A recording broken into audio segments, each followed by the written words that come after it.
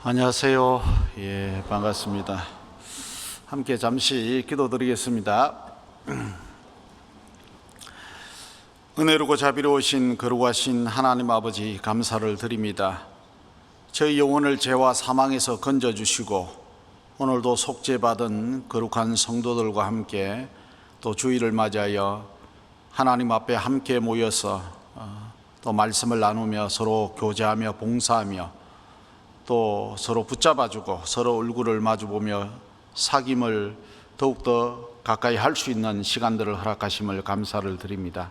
주님 앞에 서는 그날까지 교회 가운데 머물면서 또 주님 주시는 은혜를 공급받고 또 하나님의 일을 부지런히 하다가 우리 모두 영광 가운데 설 수 있도록 은혜를 베풀어 주시기를 원합니다.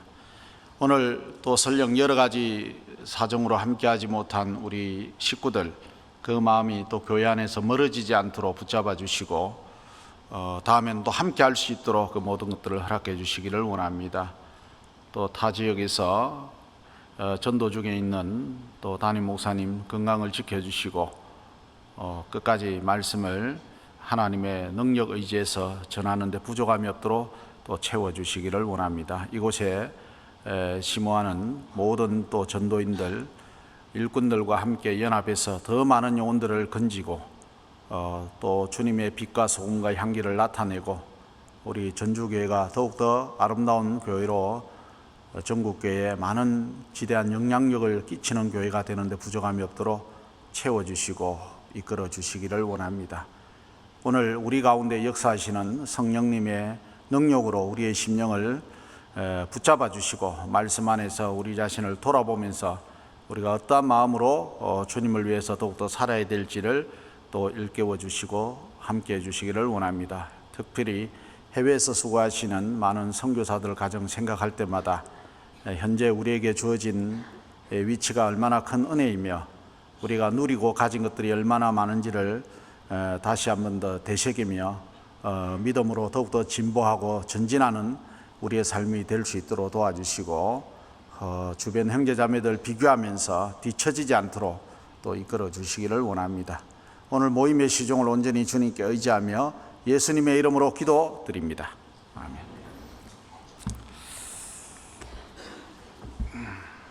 고린도전서 1장 14절에서 18절까지를 제가 읽겠습니다.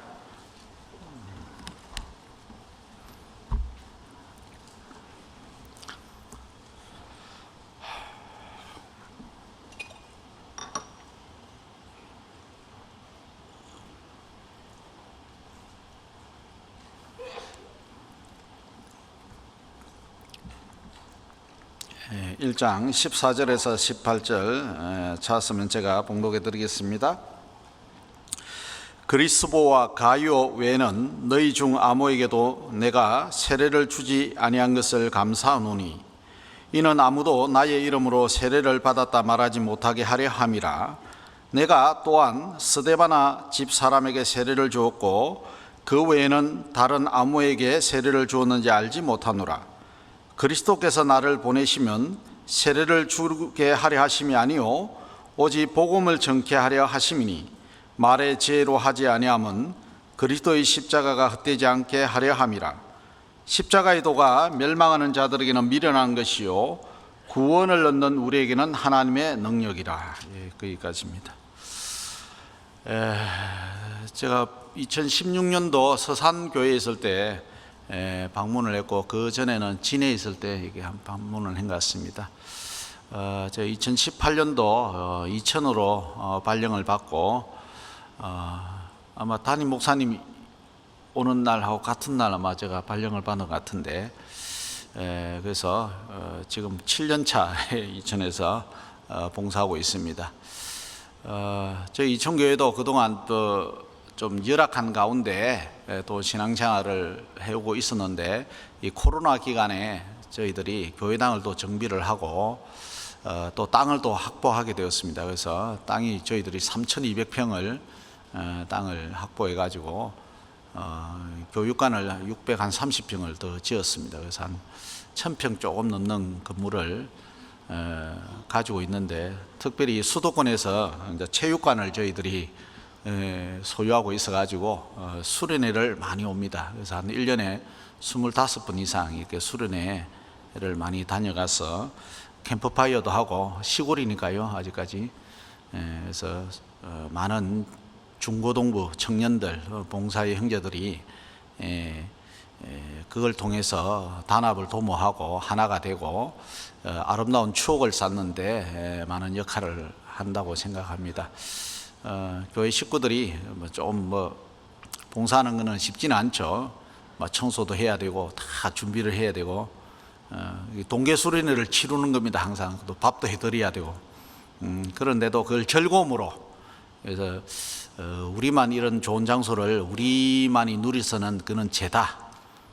우리가 누릴 수 있는 것도 서로 주변의 형제자매들에게 서로 공유해야지, 나누어야 은혜가 되지. 이제 그런 마음으로 하고 있습니다. 하여튼 근데 전주는 너무 멀어요. 제가 보니까 전주는 한 3시간 걸려요. 2시간 20분이던데 실제 오니까 3시간 걸리더라고요. 그래서 먼 곳은 오기 어렵습니다. 익산이 또 체육관이 잘 돼 있으니까 그죠?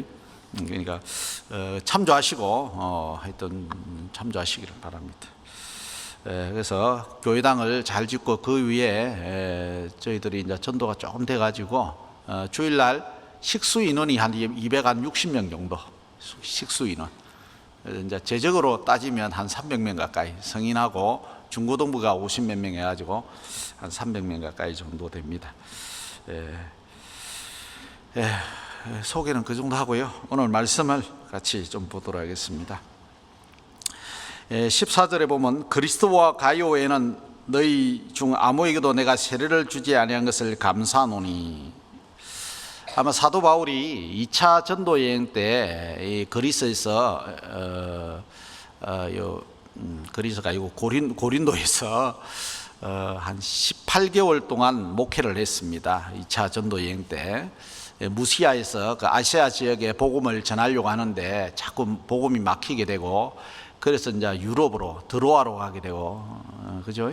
그래서 마케도냐의 사람들이 와서 그 한상족의 나를 와서 도우라 해가지고 나중에는 빌립보 지역에 첫 전도를 하죠. 마케도냐 지역에 첫 성이 이제 빌립보죠. 그래서 빌립보, 그 다음에는 데살로니가, 베레아, 그 지역이 이제 마케도냐 지역입니다. 거기 전도를 하고 나서 바울이 아테네에 가서 전도하죠. 아테네 가고, 그 다음에는 고린도 가서 또 전도를 하지 않습니까? 그래서 이제 고린도 지역은 아주 그 당시에 로마의 5대 도시의 하나입니다. 5대 도시의 하나고, 아시아와 유럽을 가로지르는 그 항이 거기 있기 때문에 아주 교통이 발달되어 있고 상업도 중심지였어요. 그리고 그 고린도 지역 사람들이, 많은 사람들이 또 모여 살았기 때문에 또 은퇴하신 분들이 거기에 많이 기거를 했다고 해요. 이게 군인들 중에 이제 은퇴하신 분들도 많이 기거를 했다고 되어 있고, 종들도 많았고 부자들도 많았던 것 같아요. 그러다 보니까 이 고린도 지역에 전도를 할 때는 노예들이 구원을 많이 받았어요. 노예들이. 그 중에 문벌 좋은 자가 많지 않았고 거의 다 아마 평민 아니면 노예 신분을 가진 사람들이 구원을 받아가지고 신앙생활을 많이 했습니다. 이 고린도 지역에 지금도 가보면 아주 물론 이제 아테네가 종교의 도시죠. 이 고린도도 아주 타락한 도시입니다. 고린도 그 산 꼭대기에는 아주 아프로디테 여신을 섬기는 그 1000명의 여사제들이 섬기는 그 신전이 있었고요. 또 시장터에는 아폴로 신전이 있어요. 지금도 그 기둥들이 남아 있습니다. 그래서 우상의 참 우상으로 찌들린 도시예요. 우상으로. 그 아프로디테 그 신전에는 여사제들이 그 우상의 제물을 시장에서 팔기도 하고, 그리고 이 성생활을 해요. 성을 팔기도 하고. 그래서 아주 타락한 도시죠. 그리고 그 시장터 옆에 아폴로 신전은 젊은 그 미동들이, 남자들이 그 사제들이었어요. 그래서 그게 이제 신께 제를 올리고 그러면 그 동성애를 하는 겁니다. 동성애를. 그래서 아주 타락한 도시를 대표하는 그 당시 도시 중에 하나가 고린도. 이 고린도로 하면요 아주 음란한 도시 이렇게 매치되는 단어 중에 하나가 고린도 그러면 음란한 도시로 아주 유명을 했습니다. 자, 그런 도시에 바울이 참 우리 같으면 지나갈 수도 있는데 바울은 끝까지 오랫동안 머물면서 그 고린도 지역에 또 자기가 장막 잇는 일을 하면서 나중에는 브리스가 아굴라라는 그 가정도 함께 합류해 가지고 이렇게 전도를 하지 않습니까? 결국 고린도 교회가 탄생을 했어요. 참 대단하죠. 자기 권을 사용하지 않고 그렇게 고생을 해가지고 고린도 교회가 탄생을 했음에도 불구하고 이 고린도 교회는 바울을 사도가 아니라고 하고 푸대접하고 먹고 살기 위해서 사도지 한다고 하고 제대로 사도로서의 대접도 받지 못했죠. 그리고 사도로서 누릴 수 있는 권한을 사용도 못했죠. 그런 나름대로 바울에게는 굉장히 뼈아픈 트라우마가 있는 도시 중에 하나예요. 그런데도 불구하고 이 고린도에 대해서요 아주 장문의 편지를 고린도 전서와 후서를 적었어요. 이 고린도 도시가요 여유가 많기 때문에 철학자들을 많이 초빙해 가지고 강의를 많이 들었던 곳입니다. 그래서 이 고린도 사람들은 지적인 수준이 굉장히 높았어요. 지적인 수준이 높고 토론을 많이 했기 때문에 굉장히 말쟁이들이 많았어요. 말을 잘해요 고린도. 그래서 이 바울이 고린도 지역에 가서 전도할 때는 이 아테네에서는 저 말쟁이가 무슨 말을 하는가 우리가 한번 가서 한번 들어보자 해가지고 아래 보고 그 바위에서 바울이 아주 일장연설을 하지 않습니까? 우주와 그 가운데 있는 만유를 주신 신께서 쫙 하면서 아주 설교를 멋지게 하죠. 거기서 이제 또 귀를 기울이고 듣다가 디오니시오와 다말이라는 또 몇 사람들이 구원을 받잖아요. 근데 이 고린도 지역, 아가야의 도시 고린도 지역에 가서는 바울이 굉장히 말을 아꼈어요. 말의 지혜로 하지 않았다고 했어요. 전도 패턴을 바꾼 거죠. 그리고 바울이 장막 잇는 일을 그때 가서 합니다. 자기 일을 해가면서 저녁에는 이게 전도를 하고, 물론 처음에는 회당에 가서도 전도했죠. 그러나 나중에는 유대인들, 이방인들 위주로 또 전도를 한 것 같습니다. 그러다 보니까 자기가 생활비를 일부는 마케도냐 교회에서 도와줬어요. 그러나 대부분 다 자기가 그냥 자비랑 해가지고 이렇게 일을 했습니다. 물론 바울뿐만 아니라 바울의 일행들이 그렇게 생활비를 벌어가면서 전도를 했습니다. 그러다 보니까 아마 침례를 줄 수 있는 어떤 시간적인 여유가 없었던 것 같아요. 그래서 몇 사람 외에는 자기가 침례를 주고 나머지 사람들은요 아마 다른 분들이 디모데가 줬는지 뭐 같이 갔던 신라가 줬는지 브리스가 아굴라가 줬는지 다른 분들이 이렇게 침례를 많이 주었어요. 그래서 자기가 침례 준 사람은 몇 명 없다고 이렇게 기록하고 있어요. 이 사람들은 그 형식적인 건데 굉장히 예민하잖아요. 저도 이제 구원받기 전에는 이게 침례 받은 거 이렇게 굉장히 자랑스러워했거든요.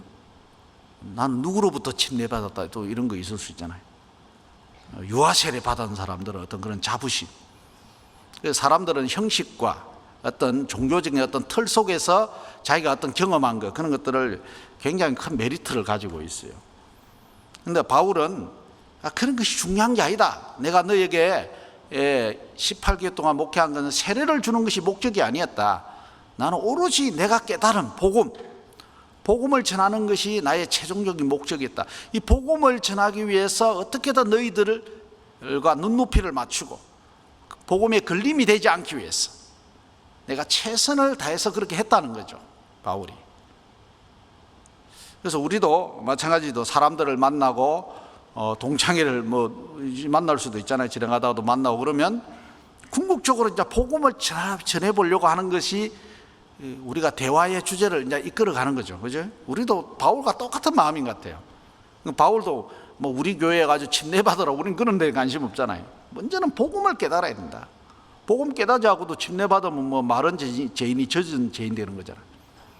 복음을 깨달아야지, 복음을. 그래서 이제 복음을 깨닫는 것이 최종적인 목적이기 때문에 바울이 침례를 준 사람에 대해서는 별로 이제 관심이 없었어요. 근데 바울로부터 침례받은 사람들은 나는 바울로부터 침례받았다. 이 고린도 교회는 파당이 있었잖아. 그래서 나는 베드로파, 나는 바울파, 나는 아볼로파, 나는 정통 그리스도파다. 그러니까 우리가 특별히 일꾼들을 특별히 뭐 좋아할 수도 있죠. 존경할 수도 있는데 그 일꾼은 나에게 주신 선물이지 내가 일꾼에게 속한 종이 아니잖아요. 우리 교회 일꾼들을 많이 주었잖아요. 전도인들이 많잖아요. 우리가 그 전도인의 종이 아니잖아요. 전도인은 우리 교회를 섬기라고 주신 선물이에요, 선물. 그래서 특별히 이제 말씀의 은사가 있는 분도 있고, 목회의 은사가 있는 분도 있고, 그렇잖아요. 뭐 전도 집회를 또 잘하는 은사가 있고, 어떤 사람은 또 뭐 성도들을 잘 아우르고 이걸 잘하는 분들 있고, 사람마다 은사는 다릅니다.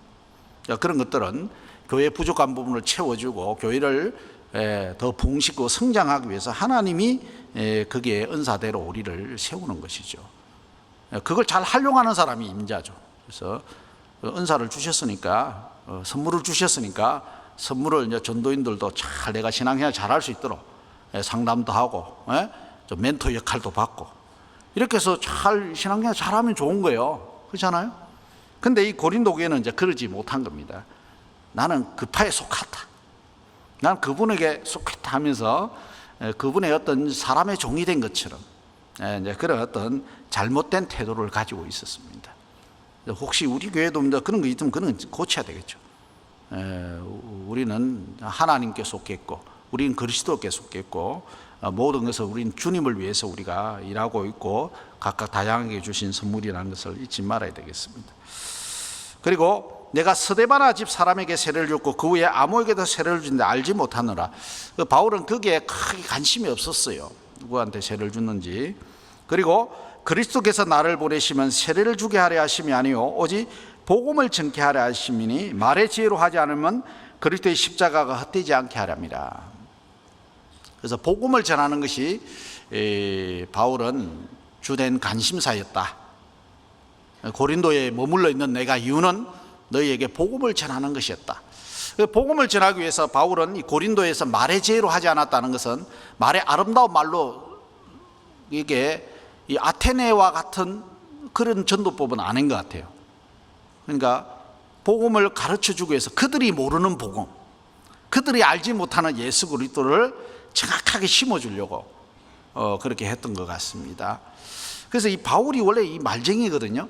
근데 이 고린도후서에 보면 바울은 편지는 중하나 말은 시원치 않다 이렇게 바울을 평했어요. 아니 편지를 보면 이 바울이 이런 편지를 어떻게 적지? 바울이 어떻게 적겠어요? 이 계시로 된 거지. 하나님이 특별히 영감을 준 거죠. 근데 편지는 중한데 말은 시원치 않다는 것은 바울이 얼마나 말을 아꼈으면 바울에게 그 말쟁이를 바울을 말은 시원치 않다고 그렇게 말을 표현을 했을까? 바울이 말을 하고 싶은데 답을 하고 싶은데 참은 거죠. 왜냐? 그렇게 해봤자 그건 변론만 되니까. 그러니까 말쟁이 앞에서는요 말로서 다투면 서로 다툼이 끝이 없어요. 그러니까 말쟁이 앞에서는 침묵이 무기요, 때로는. 그래서 바울이 자기를 굉장히 절제했다는 것을 이제 알 수 있는 거죠. 그런 표현들은. 자, 그렇게 한 것은 그 어떻게든 자기가 전하고자 하는 그 메시지, 복음이 걸림이 되지 않기 위해서 바울이 그런 어떤 태도를 취했다고 볼 수 있겠습니다. 자, 우리도 마찬가지죠. 누구를 전도할 때, 누구를 할 때는 어떤 사람에게는 또 말로 이렇게 쫙 설득을 이렇게 해가지고 막 그 사람을 삶아가지고 확 잡아가지고 막 딱 끌고 항복, 집회 갈게. 이렇게 되면 얼마나 좋아요. 그런 경우는 더 물어요. 더 물고 그런 말쟁이 앞에서 꺾이는 사람은 간혹 있어요. 제가 옛날에 전도한 친구 중에 그 친구가요 굉장히 말을 논리 있게 잘해. 그러니까 말싸움 하면 저런 거야. 그 쳐다보면 너 졌으니까 우리 교회가 와야 돼. 알았다. 야, 잘 데리고 와요. 또 그건 또 잘 받아. 근데 그렇게만 다 전도한다고 됩니까? 그건 안 되죠. 지기 싫은 또 말쟁이도 있거든. 그러면 이제 말 전도하다가 다투는 거예요. 다투면 이제 마음만 상하고 감정만 상하고 격해지고 그러면 다시는 저 친구한테 전도 안 한다. 자, 그런 마음이 일어나고 다음에는 뭐 관계도 안 좋아지고 좀 그러잖아요. 우리가 다 그렇게는 전도할 수는 없잖아요. 그죠? 어떤 사람에게는 아주 침묵으로 조용하게 봉사해주고 기다려주고 묵묵하게 내가 빛과 소금의 모습을 보여주고 이런 것들이 내가 100만 말하는 것보다도 훨씬 더 무기가 될 수 있는 것이죠. 바울이 직접 일을 해가면서 한 것들이 어떤 사람에게는 사도가 아니기 때문에 바울은 자기가 일하면 먹고 살기 위해서 전도한다 이렇게 판단거리도 됐지만은 그것이 바울에게는 고린도 교회에게는 걸림이 되지 않는 전도의 큰 장점도 된 겁니다. 큰 장점도 된 겁니다. 그래서 다양한 사람에게 우리는 전도법을 개발해야 된다. 무조건 내가 하는 이 전도법이 옳다고 그 방법을 고수했다가는 큰 낭패를 당할 수 있다. 이런 것도 우리가 좀 고린도 지역의 바울이 전도한 법을 통해서 좀 배울 수 있습니다. 자, 바울이 이 타락한 고린도에 머물면서 복음을 전하는 것이 주 목적이었습니다. 그래서 오늘은 바울이 복음을 전하는 그 바울의 그 믿음에 대해서 좀 생각해 볼까 합니다. 혹시 바울도 뭐 구원받기 전에 유대교에 열심히 했잖아요.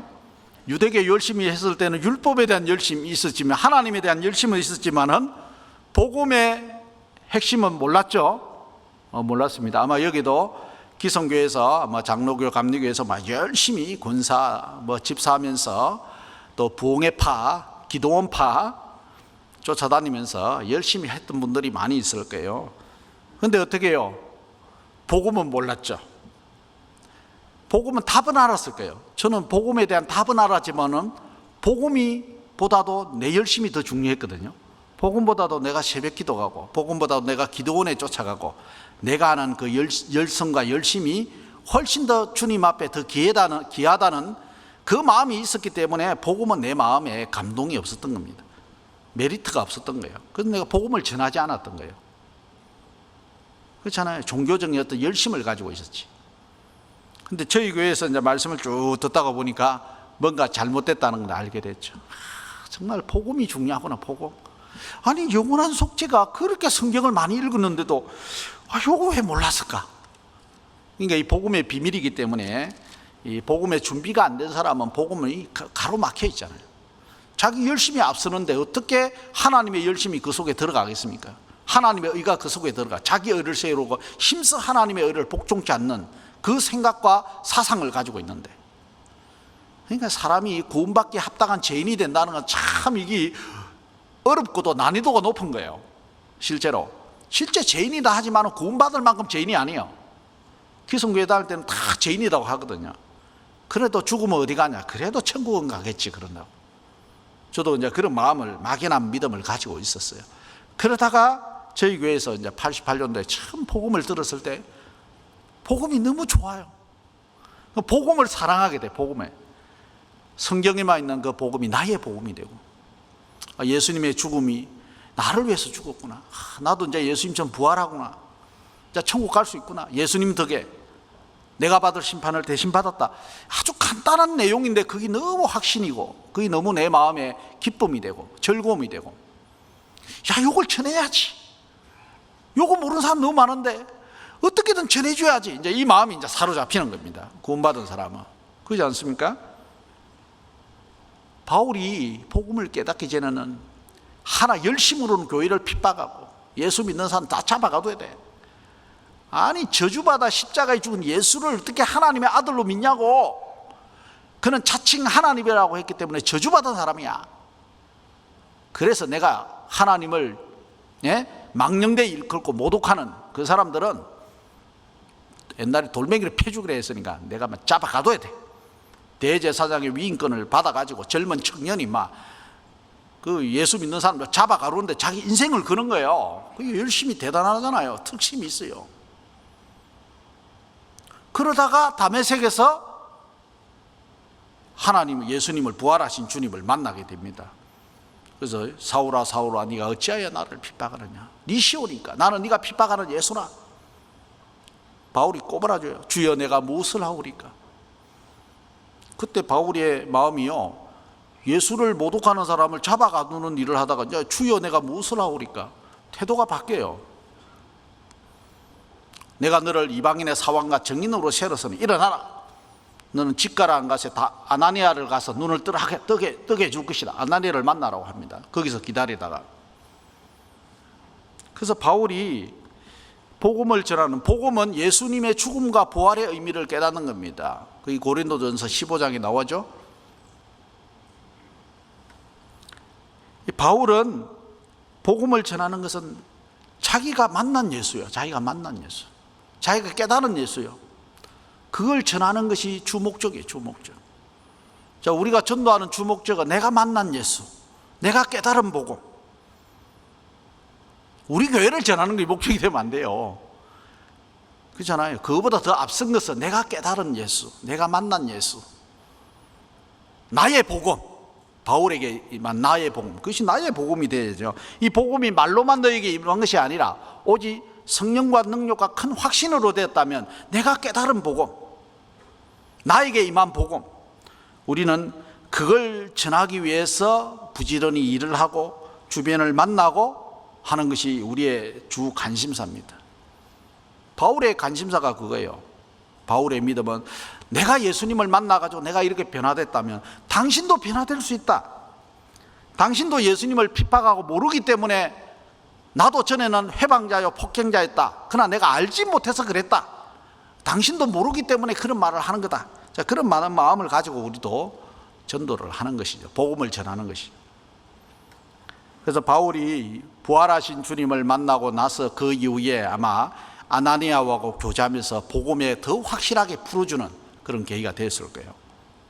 그렇지 않겠습니까?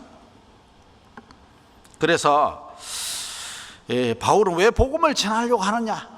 자기가 깨달았기 때문에, 주님을 만났기 때문에. 가장 중요한 의미를, 내 인생에 가장 중요한 것이 무엇인지, 내가 하나님을 위해서 열심히 하는 것보다, 교회를 핍박하는 것보다, 하나님을 대적하는 걸 위해서 내 인생을 거는 것보다 더 중요한 것은 나를 살려주신 복음, 내가 몰랐던 예수님, 그 의미를 자기가 깨달았던 것을 전해주는 겁니다. 그러니까 전도하려면 자기가 먼저 확신이 깨달아야 되죠. 그래야 바울의 마음이 내 마음이 되고, 그 마음이 바울의 편지가 내 마음이 되고 공감이 되고, 그걸 그대로 전달해 주죠. 근데 자기가 확신이 없는데 전도는 한다고 하다가 잘못하면 넘어지잖아요.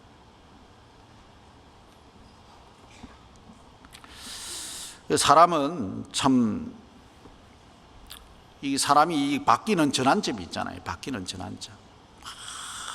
다른 일을 하다가 바뀌는 전환점. 바울이 이 주님을 만났을 때 무엇을 깨달았을까요? 나를 사랑하사 나를 위하여 자기 몸을 버리신 하나님의 아들을 믿는 믿음 안에 사는 것이다. 바울이 깨달은. 바울이 구원받기 전에는 내가 율법으로 의롭다함을 얻기 위해서 노력을 했던 사람입니다. 그러나 바울이 빌립보서에 내가 가진 의는 믿음에서 난 의라. 완전 180도 전환점이죠. 그래서 하나님이 사랑이 나를 강건하셨는다. 사랑이 임하고 나서 나는 이제 사나 죽으나 주의 것이다. 깨든지 자든지 주를 기쁘시게 하는 자 되기를 힘써노라. 그 열심의 태도가 방향이 완전히 바뀌었잖아요. 완전 방향이 바뀌었어요. 그게 핵심적인 키는 무엇입니까? 주님을 만난 거예요. 주님을 만난 거예요. 내가 핍박하던 그 예수가 나의 구세주가 된 거예요.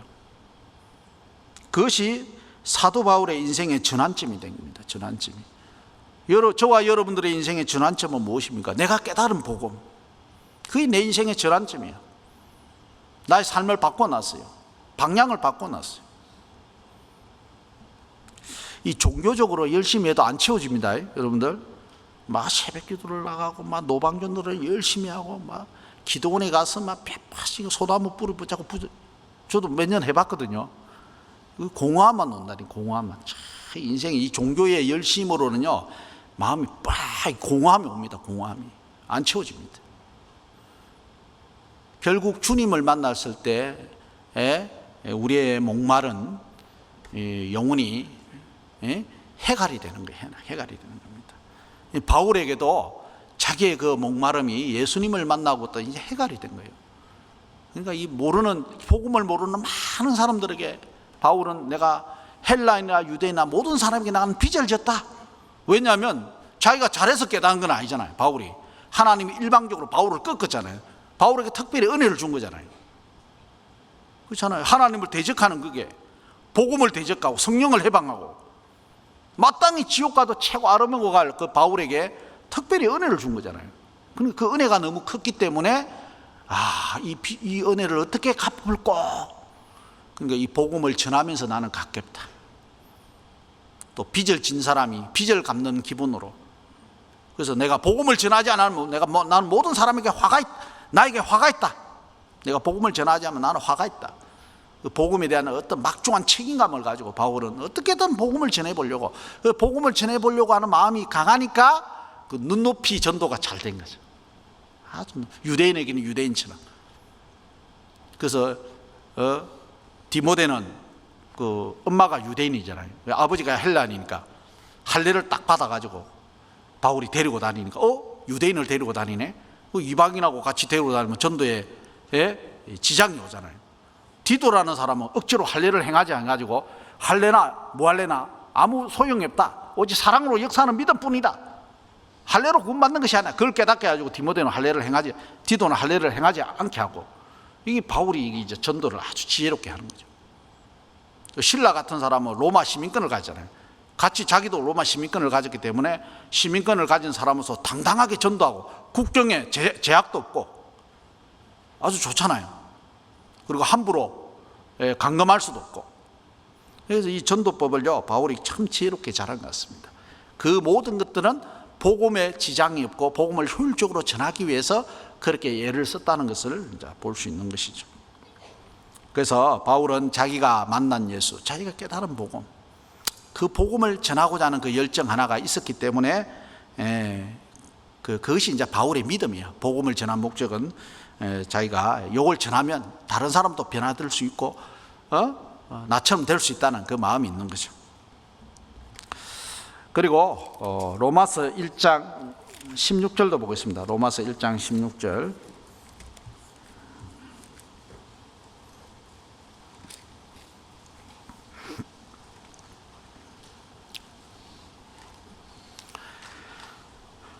로마서 1장 16절 찾으면 더 같이 읽겠습니다. 내가 복음을 부끄러워하지 아니하노니 이 복음은 모든 믿는 자에게 구원을 주시는 하나님의 능력이 됨이라. 첫째는 유대인에게로 또한 헬라인에게로다. 그래서 이제 복음에는 하나님의 의가 나타나서 믿음에 이르게 하나니 기록된 바 오직 의인은 믿음으로 말미암아 살리라 함과 같으니라 돼 있죠. 자, 바울은 이 타락한 고린도 지역에, 음란한 고린도, 아주 우상 숭배가 만연한 이 고린도에 바울이 희망을 걸은 거죠. 왜?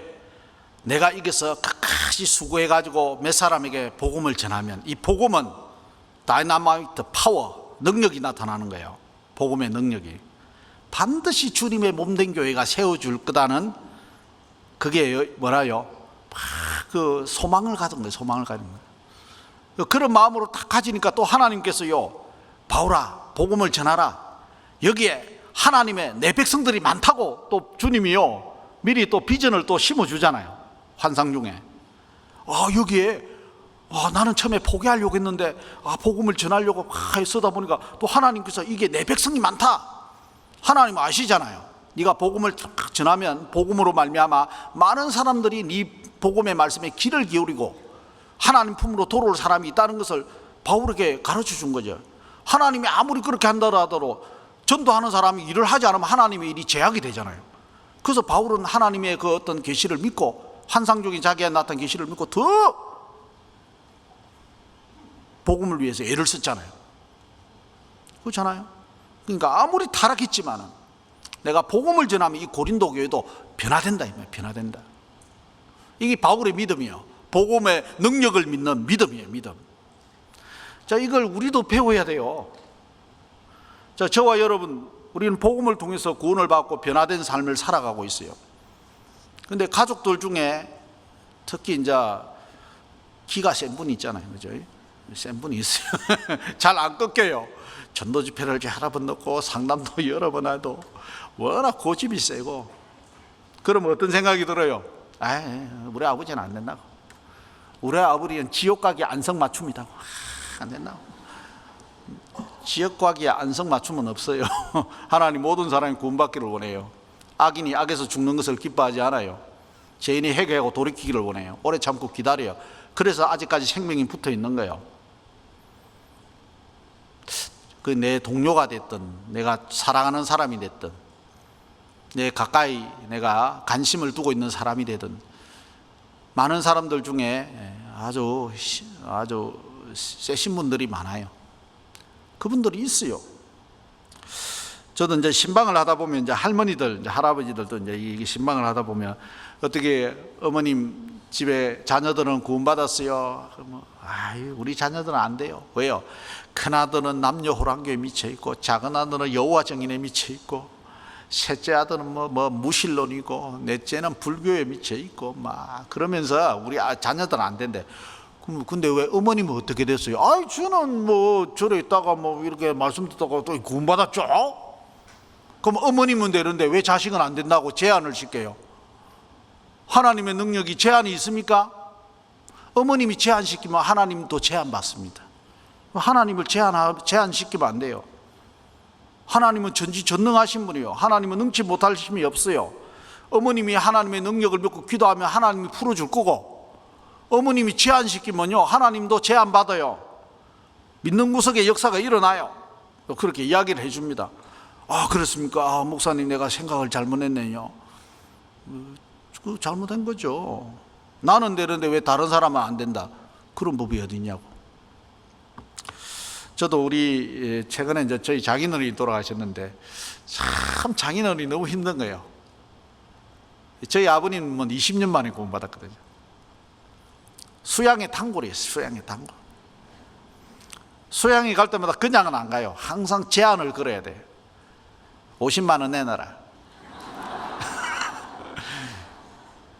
전도인 월급 처음에 100만 원 때부터 50만 원 들었습니다. 그럼 25만 원 성금을 딱 입금하고, 저도 제한을 걸죠. 그러면 25만 원 성금, 25만 원은 말씀 다 듣고, 그리고 구원받으면 드리겠다고. 근데 이제 구원받는 척 하는 거죠. 25만 원 더 받으려고. 그렇게라도 복음을 들려주는 것이 목적이었어요. 복음을 자꾸 듣다 보면 아버님 마음이 언젠가는 낮아지고 깨지겠지. 여러분, 우리가 복음을 들려주는 게 굉장히 중요한 거예요. 그래서 나이 드신 분들요, 이게 복음을 많이 들려줘야 됩니다. 듣게 해줘야 됩니다. 그런 기회가 있을 때는, 요즘은 전도 집회 때도 마지막 복음 듣는 날도 오고 싶어 하는 사람 막아요, 오라요. 오라 해도 못 깨달아서 못 깨달아요. 근데 예수님이, 하나님이 인간의 몸을 입고 가지고 나 같은 사람을 위해서 죽었다, 인간을 사랑한다, 그게 딱 이게 심어지잖아요. 어느 정도 가잖아요. 그러면 박하리가 굉장히 된다니까요. 마음이 강팍해. 신이 나 같은 사람을 위해 죽었다고, 그게 사실이라면 내가 성경 한번 배워봐야 되겠네, 이러면서 그게 계기가 되는 경우가 굉장히 많아요. 그래서 어떻게든 우리는 복음을 들려줘야 됩니다. 저희 아버님, 저도 이제 그게 힘입어가지고 아버님 복음을 들려주는 것이 목적이니까, 그리고 구원을 받는 것이 최종적인 목적이죠. 그냥 워낙 강박하니까. 그래서 침례도 여러 번 받고 그렇게 했어요. 그래서 마지막도 또 50만 원 걸고 침례 받았다고. 그래서 집에 내려가서 어떻게 말씀 이번에 잘 들었습니까? 말씀 내 잘 들었지. 피 흘림이 없어, 저 죄사함이 없어. 예수의 피가 내 죄를 영원히 사했잖아. 다 이뤘다. 그런데 이 어리석은 기독교인들, 그걸 믿고 천국 간다고 그걸 가지고 날 꼬실 줄 알아. 아주 자기 확신이 좋죠. 그러니까 복음을 듣고도요, 믿지 않는 사람은 그렇게 간증을 합니다. 믿지 않는 간증을 합니다. 그걸 들으면 뭐 얼마나 속이 막 뒤집어집니다. 그래도 아버님, 수고하셨습니다. 이거는 그래도 들을만 하잖아요. 그 수양에 가면 밥도 주고 시원하고 좋잖아요. 맛있는 것도 사다. 또 다음에도 꼭 갑시다. 그래 한번 생각해 볼게. 그러면서 우리가 이제 마음을 달래는 거죠. 왜냐하면 마음이 틀어져 버리면 또 멀리 가잖아요. 점점 무너지게. 강박한 사람 다른 방법 없어요. 여러 번 듣게 하는 것밖에 없어요. 그러다 보니까 나중에는 말씀을 오랫동안 들어나니까 복음의 이론은 바삭하게 알고 있는 거예요. 근데 그것이 내가 믿지 않을 뿐이죠. 근데 자기가 굴복이 되고 낮아지고 건강이 나빠지고 이러니까 이제 믿는 거예요. 자기 입으로 이제 내가 예수의 피가 내 죄를 영원히 용서했다, 내가 믿는다. 자기 입으로 죽음 앞에서 그 간증을 외치고 돌아가셨어요. 그러니까 우리가 복음을 많이 들려주고 집회를 많이 참여하게 해준다는 것은 그 사람에게 정말 믿을 수 있는 기회가 훨씬 더 많은 기회를 제공해 주는 거예요. 복음을 들려줘야 됩니다. 하나님이 살아계신 거 믿는다 하고 죽으면 그게 복음은 아니잖아요. 그렇잖아요. 하나님 계신 거 믿어야 되겠지만, 그러나 중요한 건 예수님을 통해서 내 죄 문제가 해결됐다는 그 간증을 우리가 듣기를 원하잖아요. 그래서 우리는 포기하지 않습니다. 근데 우리 아버님보다 단수가 높은 분이 우리 장인어른이에요. 장인어른. 우리 장인어른은 한 30 몇 년 만에 구원을 받았어요. 제가 진해에서 목회를 한 7년 3개월을 했는데 저희 집을 한 번도 안 왔어요. 아니, 이제 담임으로 왔으니까 집에 한번 올 수도 있잖아요. 교회당 발자국만 닿아도요, 재수없다고. 교회당 근처도 안 오는 거예요. 마음이 참 강팍한 거죠. 강팍하고, 또 이게 젊었을 때 기성교회 장로한테 뭔가 이 피해 의식이 있어요. 이런 것들이 있다 보니까 이제 장벽이 더 강한 거죠. 막 2중 3중으로 벽을 딱 치고 있는 거예요. 그러니까 힘든 거예요.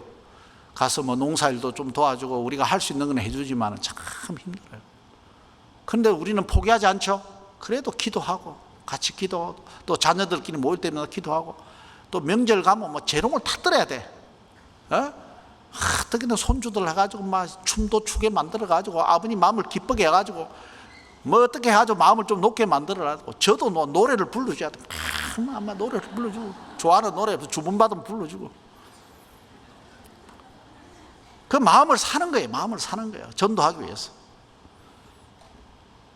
그러다가 제가 이제 서산에 가고, 서산에서 또 한 7년 정도 있다가, 그때 제가 이제 진해에 이제 집회 초빙을 받았는데, 제가 명절을 뭐 혹시나 지나가는 소리로, 장인어른 내년에 내가 이 진해에 집회를 하는데 이 장인어른이 와야지, 안 그러면 제 체면이 뭡니까? 초대 목사를 초빙하는데 우리 장인어른이 딱 앉아 있어야 그 자리가 빛나지 않겠어요? 꼭 오십시오. 그냥 무심결에 그렇게 이제 제가 이야기를 했어요. 이야기를 했는데 이제 그걸 이렇게 담고 있었던 거예요. 담고 있다가 언제 한다고 했지? 내년 매월달에. 내 그때 가볼게. 갑자기 그 소리를 듣는데 얼마나 기쁜지. 그때부터 이제 기도 집중적으로 들어갔죠, 가족들끼리. 그러다 보니까 집회를 하는데 안 왔어요. 막 속이 뒤집어졌죠. 저도 막 와야 된다, 안 와. 기다린다, 안 와. 근데 그걸 또 감정을 표현하면 안 되잖아. 근데 전화가 왔어요. 내가 어제 뭐 몸이 안 좋아 못 갔는데 내일부터 꼭 가겠다고. 예, 알겠습니다. 그래서 이튿날 왔는데 막 웃으면서 잘 오셨다고. 제가 첫날 많이 기다렸는데 아이고 습했는데 둘째 날 오전이 너무 기쁘다고. 그래가지고 막 이제 제 설교를 처음 들은 거죠. 전도 집회를. 이제 이튿날 3일날 됐는데 제가 장인어른이 오니까 좀 더 웃기게 한 거죠. 지루하지 않게. 제가 웃기는 기질이 좀 있거든, 제가. 그러니까 우리 장인어른이 뒤에서 막 그 톡톡한 인상이 막 하하하하, 저도 웃고 자기도 웃고 막 이러면서 너무 좋은 거야. 그래서 구원받아 손들어 하니까 손 발짝 드는 거예요. 그래서 저도 기뻤고, 물론 그때 구원받은 건 아니에요. 그 이후에 또 말씀 듣고 또 구원받았어요. 하여튼 그런 계기가 온 겁니다. 그래서 우리 장인어른이 이게 구원받는 걸 통해서요, 사람은 진짜 이건 구원 다 받을 수 있다. 우리가 전도하면, 우리가 포기하고, 우리가 낙담하고, 우리가 하나님의 능력을 제한하고, 그래서 하나님이 복음의 파워가 능력이 안 나타날 뿐이지, 우리가 정말 끝까지 죽기 살기로 한다면 복음의 능력은 그 사람을 변화시키는 능력이 있다. 그렇지 않습니까? 복음 때문에 얼마나 많은 사람들이 구원을 받고 얼마나 많은 사람들의 인생이 달라졌으며, 우리가 우리나라뿐만 아니라 해외 같은 데 우상 숭배에 찌들려 있는 사람들에게도 복음을 전하면 자기 집에 있는 우상을 다 갖다 줘버리고 저래. 그리고 새로운 인생을 살아가는 사람 보면 이 복음은 정말 변화시키는 능력. 우리는 늘 이번 수양에도 거의 4,000명 가까이 이렇게 복음을 통해서 침례를 받고, 이 하나님의 능력이 우리 가운데 있는 겁니다. 정말 우리는 그 능력을 볼 수 있는 눈을 가진 사람이 복된 거예요. 근데 그걸 우리는 믿고, 그 바울도 그걸 믿고 그 타락한 고린도에 자기 인생을 투자를 한 겁니다. 쉬운 건 아니잖아요. 자기를 하대하고 대접받지 못하고 무시하고, 그런 가운데서도 끝까지, 자기하고 특별히 친인척 간에 인정적인 간에 가까운 관계도 아니잖아요.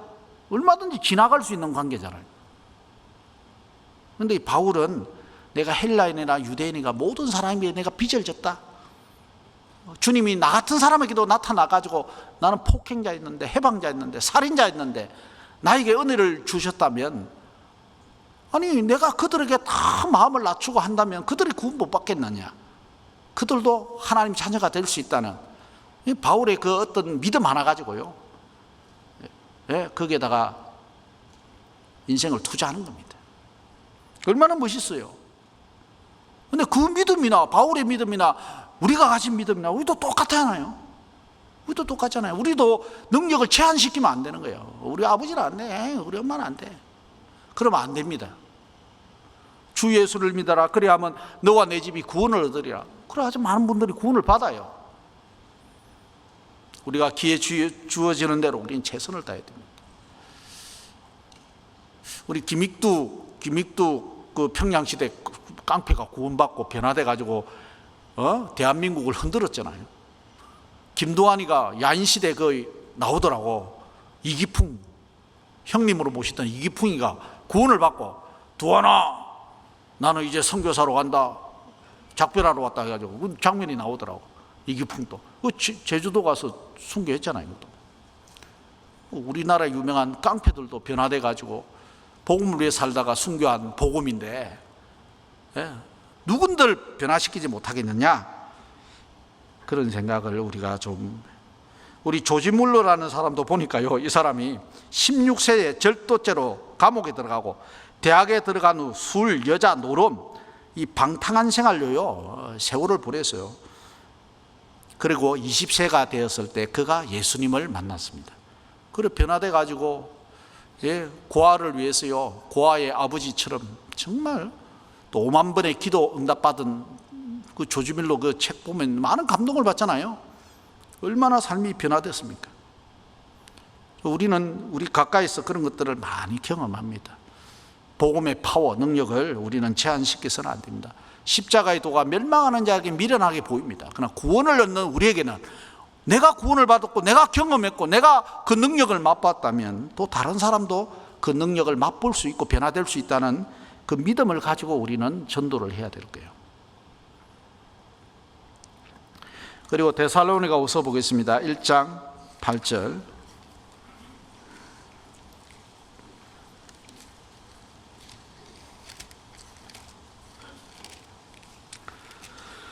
데살로니가후서 1장 8절.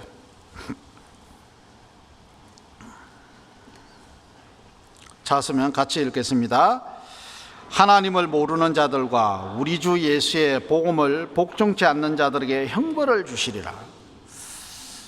자, 죄 중에 가장 큰 죄는요, 물론 이제 모르는 죄는 관심이 없죠. 관심이 없으니까 믿을 수도 없고 기회도 제공도 안 되고, 전도 집회 와야 되는 관심이 없으니까 내 배쳐가고 그러겠죠. 그러니까 하나님을 모르는 것은요, 관심이 없는 거예요. 왜? 무관심한 거예요. 그러나 우리 주 예수의 복음을 복종치 않는 자에게, 자, 복음을 들었다면 복음을 믿음으로 화합해야 됩니다. 근데 안 믿어. 하나님 나를 믿어지게 할 때까지 그때 믿을 거고 나는 안 믿을 거야. 그럼 우리는 그죠. 당신이 안 믿으려고 하는데 하나님이 어떻게 믿게 해주냐고. 당신의 자유의지를 하나님 존중해 주는데 당신이 믿지 않으면 끝까지 안 믿어질 거라고. 우린 그러잖아요. 당신이 믿으려고 할 때 하나님은 민덥의 그 태도를 보고 상태를 보고 구원받기 합당한 마음의 태도를 보고 믿게 해주는 것이 성령의 역사다. 우린 그렇게 이야기하죠. 그러니까 복음을 믿지 않는 자의 당연히 그 순종치 않는 자, 믿지 않는 거죠. 우리는 그들의 형벌이 영원한 지옥이라는 거예요. 자기가 지은 죄보다도 예수님이 완성한 그 복음을 배척한 것은 훨씬 더 큰 죄라는 것을 우리는 잘 알고 있어요. 그는 언약의 피를 부정한 것으로 여기고 아들을 짓밟아 버리는 죄라고 히브리서에 되어 있잖아요. 이 히브리서도 사도 바울이 적었어요. 그러니까 사도 바울은 이 복음을 전했을 때 복음을 받아들이면 엄청난 영광이 있죠. 그러나 복음을 배척하는 사람들, 또 복음을 모르는 사람들, 그 사람들의 결말을 잘 알고 있는 사람이에요. 그 사람들의 결말은 뭐죠? 영원한 지옥이에요. 그 지옥을 피할 수 있는 방법은 복음을 믿도록 독려하는 겁니다. 다른 방법이 없네. 다른 방법이 있으면 다른 방법을 해야 되는데 다른 방법이 없어요. 이제 이 성경이 전파된 이후에는 정하신 사람으로 하여금 천하를 공의로 심판할 날을 작정하시고 이에 저를 죽은 자 가운데서 다시 살리신 것으로 모든 사람에게 믿을 만한 증거를 주셨다고 되어 있어요. 바울은 아테네에서 그렇게 설교했잖아요. 그러니까 내가 너에게 성경을 전하고 복음을 전한 이후에는 예수님을 믿지 않으면 너에게는 희망이 없다는 거예요. 안 그러면 너희들 영원한 지옥에서 영원한 고통을 받는다는 거예요. 자, 우리가 왜 전도를 하다 보면 우리가 포기하고 싶은 마음이 올라오고 때로는 다시는 니한테 전한가 봐라, 안 전한다, 뭐 이런 어떤 감정적인 마음도 올라오죠. 근데도 우리는 다시 또 원점으로 돌아가죠. 하나님, 저 영혼을 불쌍히 여겨달라고. 저 영혼이 지옥 가는 걸 그냥 반감만 할 수 없다고. 다시 내가 밭을 갈겠다고. 다시 내가 땀을 흘리겠다고. 다시 내가 이를 악물고 내가 그 밑에 들어가서 종으로서 눈높이 전도하겠다고. 우리는 그렇게 또 주님께 마음을 다잡고 전도를 합니다. 왜 그렇게 합니까? 때로는 무시당하고 사람 취급 안 해주고 우리의 마음을 몰라주죠. 뭐 세상은 능히 우리 마음을 어떻게 이해하겠어요? 근데도 우리는 왜 그렇게 합니까? 그들의 결말을 우리가 알기 때문입니다. 우리가 이 땅에서 아무리 고생을 70년 동안 한다 할지라도 지옥에서 당하는 하루하고 비교가 되겠어요? 우리는 그걸 잘 알고 있어요. 그래서 우리는 끝까지 포기하지 않습니다. 바울이 그와 같은 게 바울이 내가 그리스도에게 끊어질지라도 그 유대인들이 구원받기를 열망하는 그 마음이 있었기 때문에 바울이 1차, 2차, 3차 전도 여행을 같이 공부하다 보면 바울이 유대인들에게 먼지를 틈에서 다시는 너에게 복음 전하는가 봐라. 또 가면 그 다음 동네가 또 유대인에게 전도해요. 그 유대인의 해당이 있으면 해당에 가서 전도해요. 왜 유대인들에게 계속 전도를 합니까? 그리고 또 예루살렘에 왜 돌아갑니까? 마지막 예루살렘에 가서 자기 동족들에게 전도하고 싶은 그 열망이 있던 거예요. 그 동족을 사랑하는 그 민족애가 강한 사람이 바울입니다. 우리는 민족애까지는 아니지만 가족애는 강하잖아. 조선 사람은 혈연이 강하잖아요. 그러니까 우리도 가족들에게 막 푸대접 받아가면서 그 전도를 왜 합니까? 우리는 그들의 결말을 알기 때문에 포기하지 않습니다.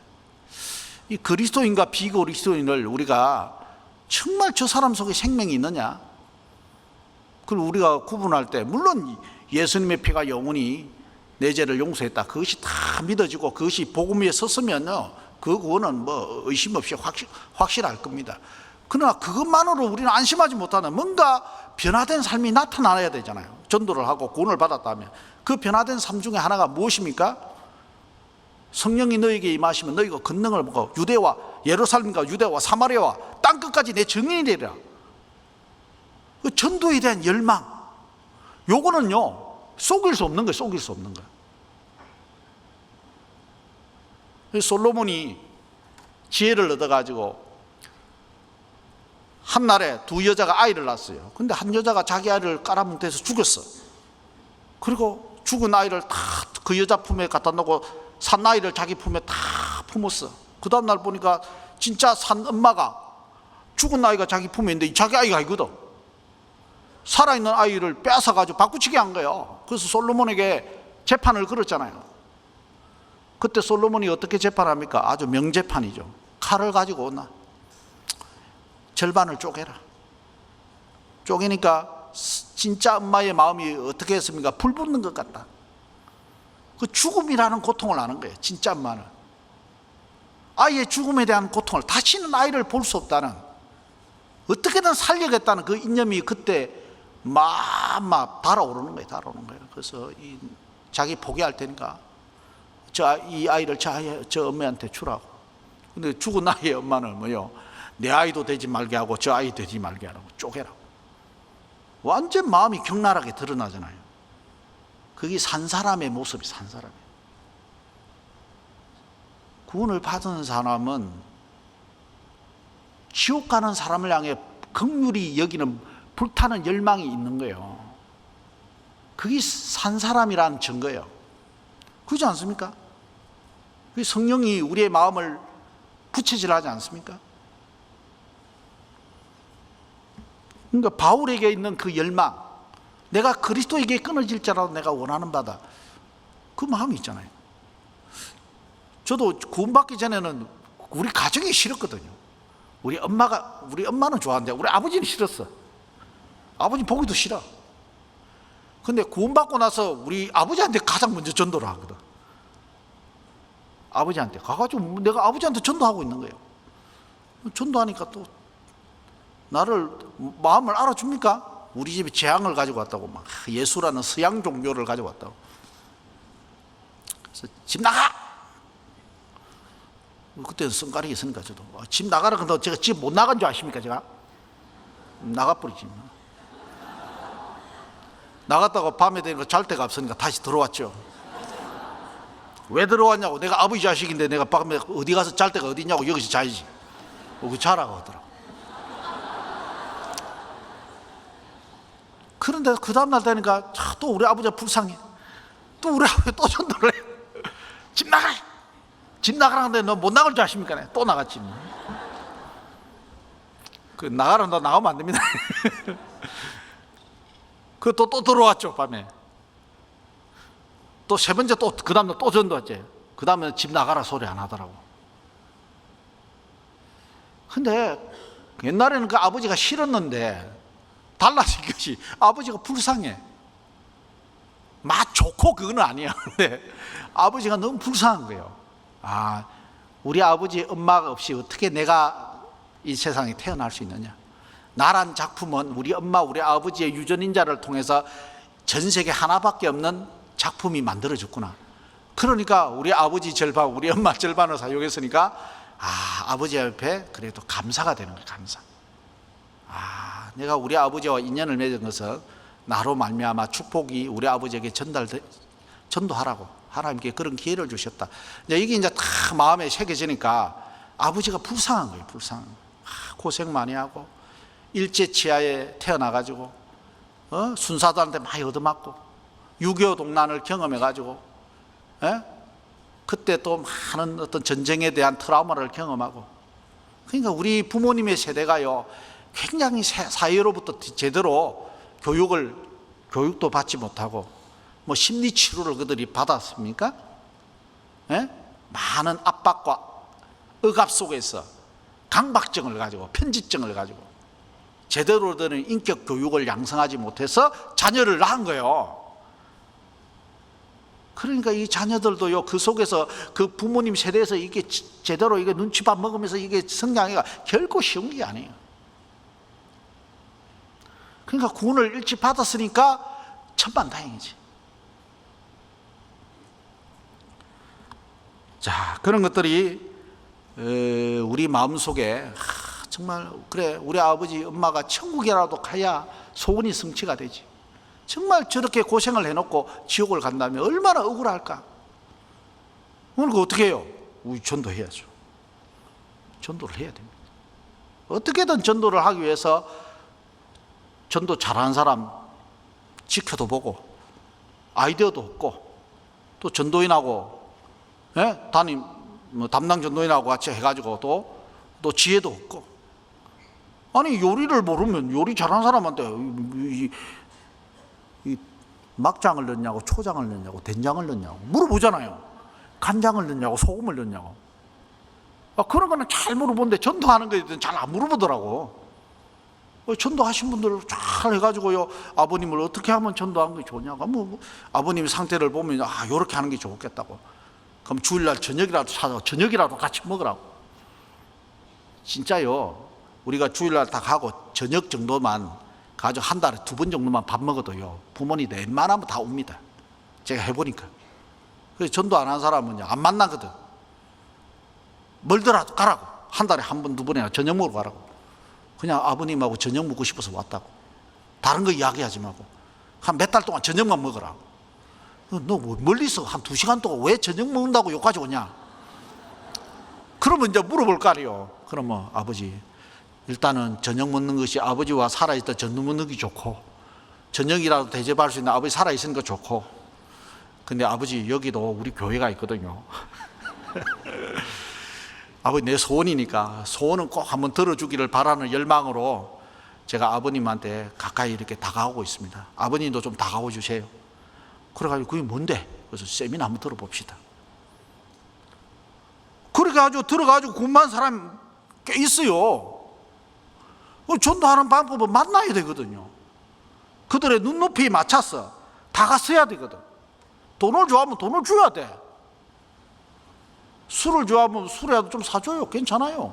전도하기 위해서 그냥 소주, 무학소주 이런 거 사지 말고 좀 좋은 거 사가지고 포도주도 사주고, 그래가지고 그 기분 좋으면 나중에는 술보다 더 좋은 게 있다고. 성령 하나님, 성령의 체험은 세상 얼마나 좋은지 모른다고. 저도 우리 장인어른 워낙 술을 좋아해가지고요, 처음에는 몇 년 동안 명절날 술 안 가져오면 집 나가서 술 마시러 가버려요. 그러니까 어떻게든 앉아서 이야기하게 만들려고요, 항상 다른 선물 들고 갈 때 항상 좀 고급 술을 하나 다 가지고 왔어요. 그래가지고 그거 가지고 마음을 사가지고 몇 년 하니까 그 다음에는 이제 술 안 가져도 된다고 그러더라고요. 어떻게든 그 사람이 좋아하는 그 어떤 그 눈높이 맞춰가지고 전도를 우리는 해야 됩니다. 어떻게든 그분이 지옥을 안 가도록 그 막는 역할을 누가 해야 되냐? 먼저 구원받은 우리가 해야 돼요. 그들은 결말을 몰라요. 모르기 때문에 담대하게 외칩니다. 우리는 결말을 알고 있습니다. 그렇게 피할 길을 우리는 제공해 줘야 되고, 돌아올 수 있는 길을 우리는 안내자 역할을 해야 되는 거죠. 그것이 우리가 해야 될 몫입니다. 그렇지 않습니까? 이게 지극히 당연한 거예요. 내가 전에도 이거 했는가 모르는데, 불쌍히 여기는 마음이 잘 안 생기면 어떻게 해야 됩니까? 이런 분들이 있더라고요. 그러면 우리는 한 사람의 생명이 천하보다 귀하다는 걸 잘 알고 있어요. 그래서 한 사람 영혼이 천하보다 귀하다면 이 세상에서 가장 가치 있는 일은 천하보다 귀한 영혼을 위해서 일하는 것이 얼마나 가치 있다는 것을 자꾸 마음에 새겨야 돼요. 내가 모욕을 당하고 멸시를 당하고 자존감도 묵살당하는 그런 말을 듣는다 할지라도, 그 한 사람을 위해서 내가 욕을 듣는다 할지라도 그것이 얼마나 가치 있는 일이냐 이 말이에요. 이 세상에 의사들이 다 뭉쳐도요 영혼 못 살립니다. 이 세상에 학자들이 다 뭉쳐도요 한 영혼을 생각 안 합니다. 정치인들, 대통령들이 다 모여도 지옥 갈 영혼을 생각 안 합니다. 그러나 구원받은 사람은 내 가까이 있는 주변 사람, 남들이 무시하는 사람도 그 사람 영혼을 쳐다보는 영적인 안목이 있어요. 그런 우리 투시력을 가진 사람입니다. 그래서 우리는 그 한 사람의 영혼이 얼마나 귀한 줄을 생각하고, 그걸 위해서 내가 좀 모욕을 당하고 욕을 당하고 어려움을 당한다 할지라도 그는 굉장히 가치 있는 인생이에요. 가치 있는 인생. 그렇잖아요. 너희를 위해서 핍박하고 욕하고 핍박하고 하늘에서 상이 큼이라. 전에 있는 선지자들도 이와 같이 핍박을 당했다고 돼 있어요. 근데 이 전도를 너무요 얌전하게 하려고 합니다. 얌전하게 좀 대접받으면서 하려고 합니다. 그러면 안 됩니다. 전도하다가 대접 못 받는 경우가 훨씬 많아요. 그 각오를 해야 됩니다. 목숨까지 바칠 각오를 하는 사람이 내가 당신을 위해서 뭐 선물을 이렇게 사주고 말이야, 차뼈가 태워주고 말이야, 용돈도 주고 이렇게 이 말씀도 안 듣고 이러면 전도 안 됩니다. 그런 전도가 어디 있어요? 내 같아도 구원 못 받겠다 그러면 당신 교회 가 나 딴 교회 가겠다. 그거는 전도하는 방법이 아닙니다. 우리가 값없이 받은 복음 값없이 줘야 됩니다. 주님 쳐다보고, 주님은 생명을 주셨는데 내가 뭔들 못 주겠나? 그렇게 해야 주님의 생명이 우리를 통해서 감동이 되고 전달됩니다. 그런데 전도하는 태도가 잘못됐기 때문에 그들이 마음이 돌이키지 않는 경우도 많이 있습니다. 그런 것들은 우리 자신을 좀 돌아봐야 됩니다. 그리고 그 사람의 겉모습 보지 마세요. 그 사람 겉모습은 화려해요. 고층 빌딩에 60평에 뭐 월급도 매덕 받고 막 화주택에 별장에 그런 경우도 있을 수 있어요. 고급 차를 타고 다니고. 그 사람은 뭐예요? 오늘 죽으면 지옥 갈 운명이 있어요. 영적 문둥병자예요. 세상에 미쳐 있는 사람이요. 간질한 자예요. 영적으로. 뱀에게 물린 자예요. 그렇지 않습니까? 꺼져가는 심지어 70년짜리 인생을 위해서 목숨 거는 사람이에요. 근데 우리는 영원한 것을 얻은 사람이잖아요. 비교가 안 되는 거예요. 비교가. 보이는 걸 보면 좀 스트레스는 받죠. 조금. 그러나 우리가 영적으로는 그 비교할 수 없는 대상이에요. 우리하고는. 우리는 하나님의 아들이요, 신부요, 하나님의 상속자요, 천국을 따난 밥상이요, 천성에서 영광을 또 쌓고 있는 중에 있는 사람이요, 영혼을 위해서 일할 수 있는 일꾼이요, 교회 일꾼이요, 하나님 마음을 움직일 수 있는 사람이요. 우리가 하나님과 함께 역사하는 사람이요. 비교가 됩니까? 비교할 가치가 없어요. 그걸 비교한다는 자체는요, 하나님 앞에 큰 죄라고 봅니다. 보이는 것에 집착해서는 안 돼요. 그 사람은 지금 나의 도움이 필요한 사람이다. 내 앞에서 아무리 자랑을 한다 할지라도, 막 차를 가지고 막 어쨌다 한다 할지라도, 옷을 자랑하고 막 루비통이 어떻다 흔들어댄다 할지라도, 그는 지금 나의 도움이 필요한 사람이다. 내가 도와주지 않으면 그에게는 희망이 없다. 그 영혼은 지금도 날 좀 건져줘, 도와줘. 나에게도 복음을 좀 들려줘. 나도 듣고 싶어. 나도 맛보고 싶어. 영원한 것이 뭔데? 갈급한 사람입니다. 갈급한 사람. 그걸 볼 수 있는 눈을 가져야 돼요. 그게 믿음 아닙니까? 그리고 잠시 후에 그는 죽음과 함께 영원한 지옥에서 나에게 부르짖을 사람입니다. 내가 최선을 다해서 전도하지 않으면 당신 왜 나 지옥 가는 거 알면서 지켜만 봤어? 더 간절히 이야기하지. 왜 붙잡지 않았어? 왜 더 호소하지? 왜 막지 않았냐고. 만약 그렇게 한다면 우리는 무슨 말을 할지, 내가 하는 데까지 했잖아, 더 간절히 하지. 그렇게 할 수 있잖아요. 자, 그런 것들을 우리는 좀 봐야 됩니다. 그래서 이게 전도를 해놓고요, 나는 모든 사람에 대해서 피해 깨끗하다, 그 말 함부로 하기 어렵습니다. 바울이니까 그 말 하지. 진짜 전도를 최선을 다했습니까? 우리가 복음을 위해서 믿음을 가지고 열정적으로 했습니까? 그 덕에 눈높이에 맞아서 내 자존심 상하가면서 내 모든 걸 희생해가면서 욕을 당해가면서 그런 마음으로 하신 적이 있습니까? 좀 그렇게 안 했다면 그 사람이 피해돼서 깨끗하다, 이 말 함부로 내뱉어 간증하지 마십시오. 그건 합당치 않다고 생각합니다. 그런 마음으로 우리가 쳐다봐야 됩니다. 그래야 그 사람 영혼이 지옥 간다는 그 마음에서 우리의 마음이 하나님께 간절히 매달릴 겁니다. 그리고 우리는 복음을 전했을 때, 그 사람이 구원을 받을 때 그 사람의 훗날을 우리가 볼 수 있잖아요. 우리와 한 소망 가운데 있고 천국에 들어갈 것이고 천국에 들어갈 때 우리를 영접할 것이고, 우리를 영접한다고 했잖아요. 그 영광을 같이 공유할 것이고, 기쁨으로 영원히 살 것이고, 천성에서 누릴 때 그런 걸 우리가 생각해 볼 수 있잖아요. 그게 하나님의 영광입니다. 그 복음이 주는 영광입니다. 그걸 한번 보겠습니다. 마지막으로 디모데후서 2장 10절입니다.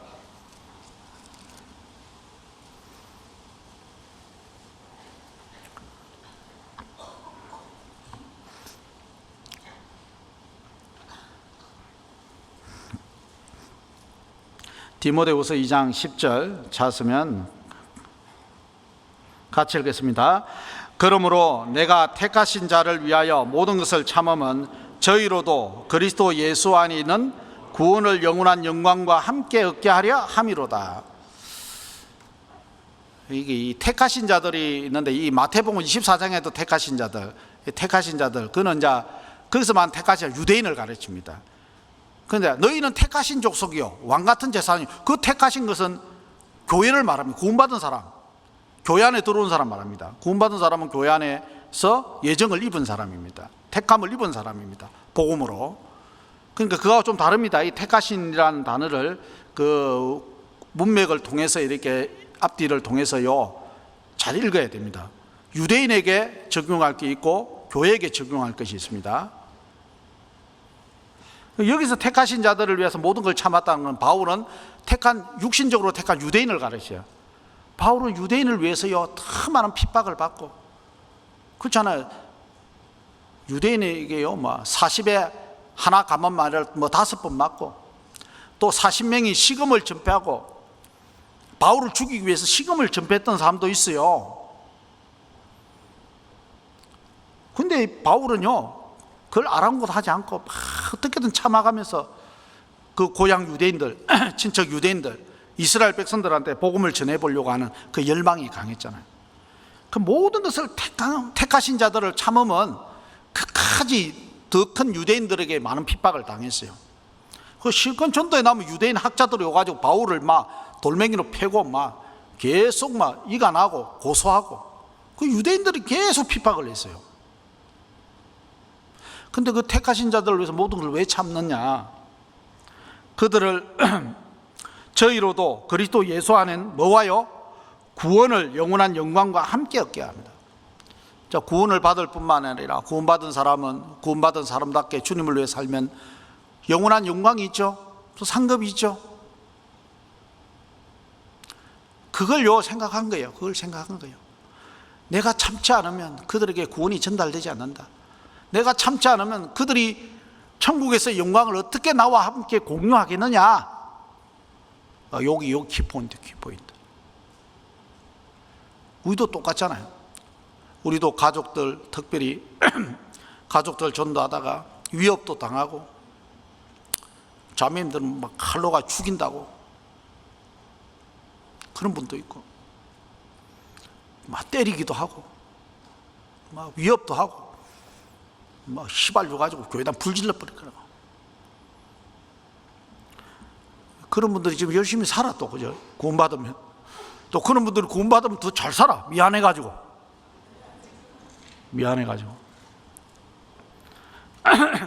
곳곳에 그런 분들이 있더라고. 막 불질러 버릴 거라고. 가스통 가지고 불질러 버려. 또 그분이 열심히 살아. 또 저 휘발유통 가지고 불지른다고. 그분이 또 가니까 열심히 살더라고. 불지를 용기도 없으면서 그 말은 또 그래 한다니까요. 사람은. 그래서 이제 진심으로 믿지 않잖아요. 우리는. 우리 마음, 우리의 복음을 접하고 보면 그 마음이 녹을 것이고, 성령 강연회를 몇 번 듣다 보면 내 심정을 알 것이고, 본인도 나와 똑같은 길을 가게 될 것이다. 우리는 그 해답을 알고 있어요. 왜? 그것이 얼마나 가치 있는지를 전도하는 나를 통해서 봤기 때문에, 저렇게라도 전도를 하는 것이 지극히 당연하다. 그래서 이 교육의 가장 큰 것은 보여주는 거예요. 먼저 구원받은 사람이 어떻게 보여주느냐에 따라서 또 구원받은 사람은 또 그걸 그대로 본받아 답습을 합니다. 그래서 우리는 좋은 영향력을 보여줘야 됩니다. 바울은 우리에게 믿음을 가지고 복음을 전하는 자의 태도가 어떻게 해야 되는지를 성경의 많은 교훈으로 모델로 보여주고 있어요. 그래서 내가 그리스도를 본받은 것 같이 너희는 나를 본받으라고 했어요.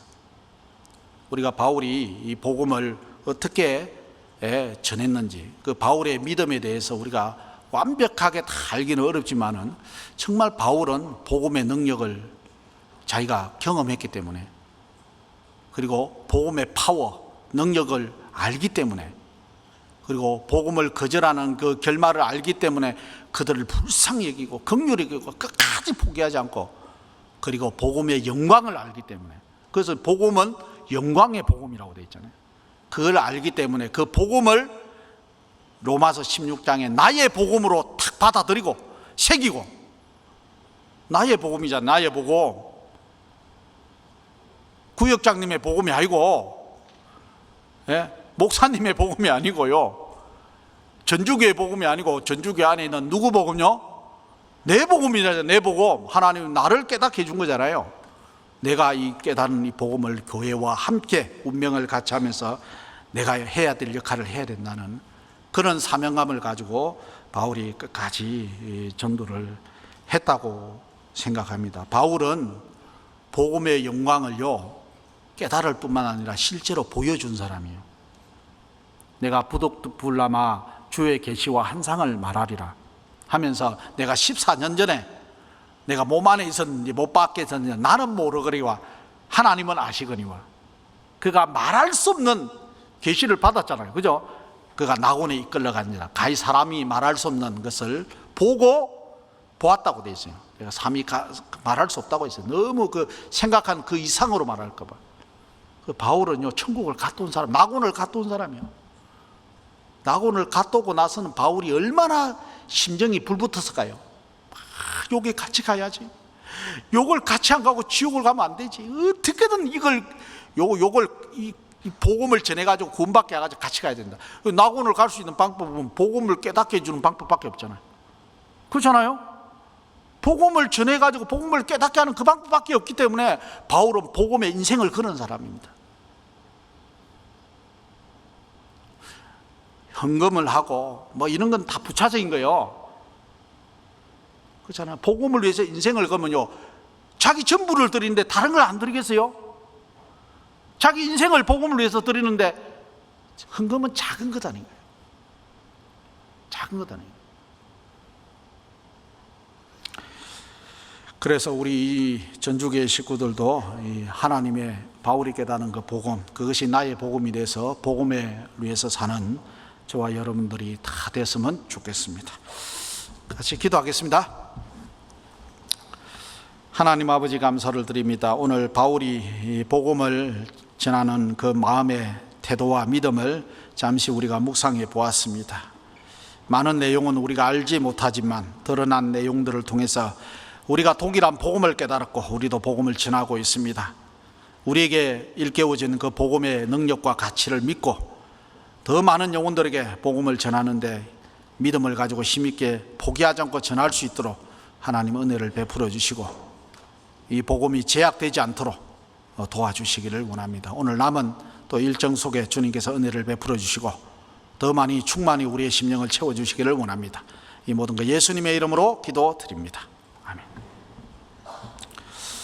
예, 은혜 찬송 169장입니다.